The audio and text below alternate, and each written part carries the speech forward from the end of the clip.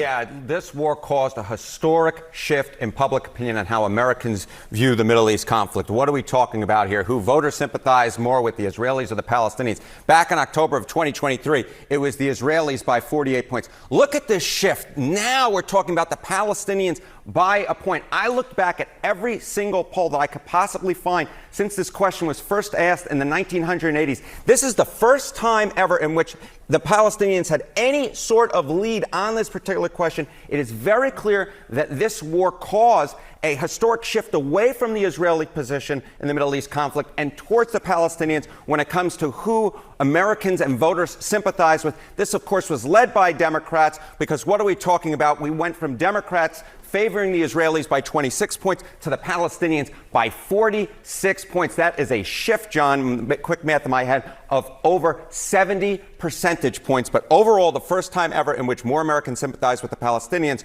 over the Israelis. Truly a historic shift. It's a big shift overall, a big shift within the Democratic Party.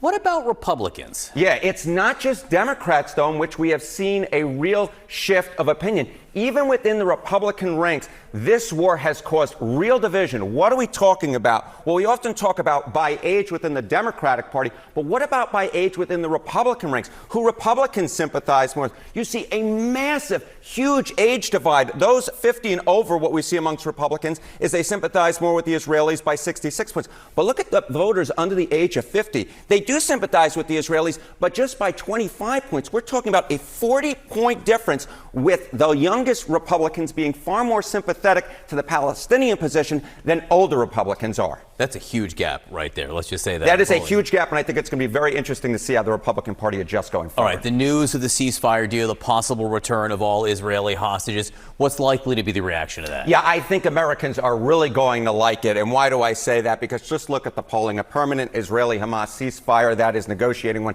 Highly important. That is extremely or very important, 51% of Americans. And then you see somewhat important, 31%. Over 80% of Americans said the idea of negotiating a ceasefire, a permanent one, was at least somewhat important. So the bottom line is I think a lot of Americans are really going to like this. They want this over. Harry, and really interesting numbers this morning. Thank you very much.